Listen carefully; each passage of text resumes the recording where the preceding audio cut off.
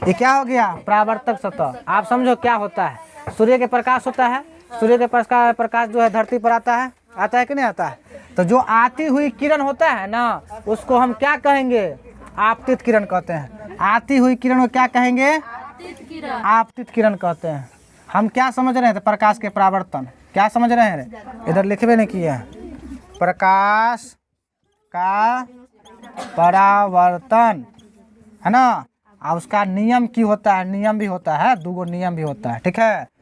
जब किरण आती है ना, तो वो जो किरण पड़ती है किसी भी सतह पर, किसी भी परावर्तक सतह पर, तो आती हुई किरण को क्या कहेंगे, आपतित किरण कहेंगे जी। ये जो किरण हुआ आपतित किरण हो गया, आपतित किरण हो गया। कौन किरण हो गया, और ये परावर्तक सतह पर किसी भी बिंदु पर टकराकर, किसी भी बिंदु से टकराकर पुनः उसी माध्यम में वापस लौट जाती है ना, वो किरण को क्या कहेंगे, परावर्तित किरण। कौन किरण, परावर्तित किरण कहते हैं। मतलब देखो, समझो, ये जो बिंदु होता है, बिंदु, उसे हम क्या कहेंगे, इस बिंदु को क्या कहेंगे, अगर बता तो इस बिंदु को क्या कहेंगे, आपतन बिंदु कहेंगे, आपतन बिंदु कहेंगे। कौन दिक्कत, आप समझो। यहाँ पर क्या होता है, यहाँ पर जब ये किरण आती है तो वो किरण जो होता है वो आपतित किरण हो गया। किसी भी बिंदु से टकराकर लौट गई किरण को क्या कहेंगे, परावर्तित किरण कहते हैं। आपतित किरण और परावर्तित किरण और आपतन बिंदु पर यहाँ पर एक अभिलंब क्या हो जाता है, एक अभिलंब बनता है। क्या बनता है, अभिलंब बनता है, ठीक है। अभिलंब जो बनता है ना, इसको दो बराबर भागों में क्या करता है, विभाजित करता है। ये कौन, अभिलंब होता है। क्या होता है, अभिलंब होता है, ठीक है। ये जो होता है, अब यहाँ पर जो होता है आपतित किरण और अभिलंब, आपतित किरण और अभिलंब के बीच में जो कोण बनता है उसे हम क्या कहते हैं, अरे आपतन कोण कहेंगे। क्या कहेंगे, आपतन कोण कहेंगे। आइए, आपतन कोण को क्या से सूचित करते हैं, आपतन कोण को आई से सूचित करते, आई से। आइए, जो होता है अभिलंब और परावर्तित किरण के बीच में जो कोण बनता है उसे हम क्या कहेंगे, परावर्तन कोण कहेंगे।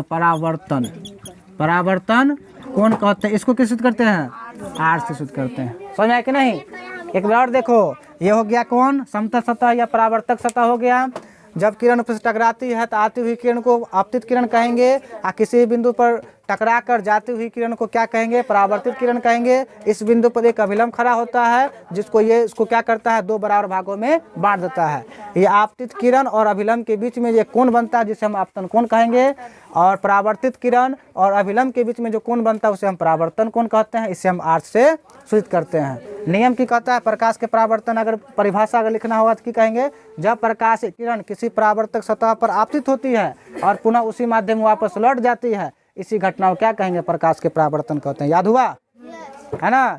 जब प्रकाश की किरण किसी परावर्तक सतह पर आपतित होती है और पुनः उसी माध्यम में वापस लौट जाती है, इसी घटना को प्रकाश के परावर्तन कहते हैं। इसके दो नियम होता है। पहला नियम है कि ये सब जो काम किए हैं उसको लिख देना है। फर्स्ट नियम में क्या करना है कि आपतित किरण, परावर्तित किरण तथा अभिलंब ये तीनों एक ही समतल पर होता है। तीनों क्या होता है, एक ही समतल प्लेन में होता है, ठीक है। दूसरा नियम की कहता है कि ये जो कोण बना है ना, आपतन कोण, ये परावर्तन कोण के बराबर होता है। ये दूसरा नियम कहता है कि आपतन कोण आ या परावर्तन कोण आर, ये दोनों क्या होता है, बराबर होता है। समझ में आया कि नहीं है। ये इसे क्या कहते हैं, प्रकाश का परावर्तन। इसके क्या गो नियम होता है, दो गो नियम हो गया। नियम समझ में आ गया। नियम की है कि आपतित किरण, परावर्तित किरण तथा अभिलंब तीनों एक ही समतल में होते हैं। दूसरा नियम है कि आपतन कोण परावर्तन कोण के बराबर होता है। इसी प्रकार से ध्वनि का परावर्तन होता है, उसको समझेंगे अगले क्लास में, ठीक है।